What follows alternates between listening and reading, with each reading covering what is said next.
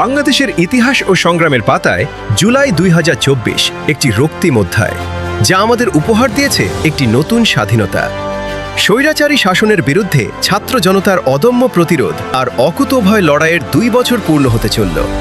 আসুন ফিরে তাকাই সেই ঐতিহাসিক দিনগুলোর দিকে।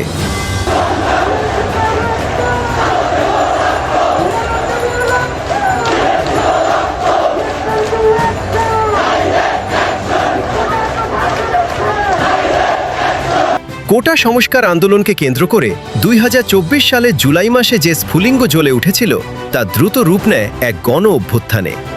বৈষম্য বিরোধী ছাত্র আন্দোলনের ডাকে সারা দেশের রাজপথ প্রকম্পিত করে তোলে লাখো শিক্ষার্থী ও সাধারণ মানুষ।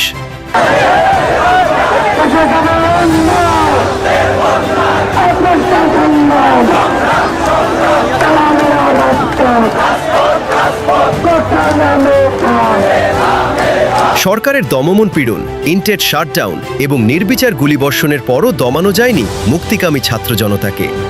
আবু সাঈদ, মুগ্ধ সহ শত শত শহীদের রক্তে রঞ্জিত হয় রাজপথ। তাদের এই আত্মত্যাগ দেশের প্রতিটি মানুষকে ঘরে বসে থাকতে দেয়নি।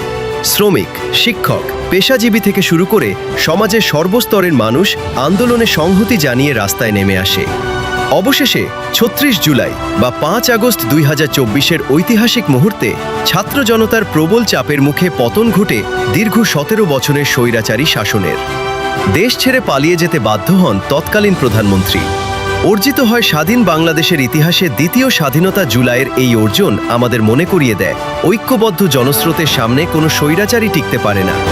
তবে শহীদদের রক্তের ঋণ শোধ করতে একটি বৈষম্যহীন, দুর্নীতিমুক্ত ও গণতান্ত্রিক রাষ্ট্র গঠনে আজও কাজ করে যাচ্ছে এদেশের সচেতন নাগরিক সমাজ।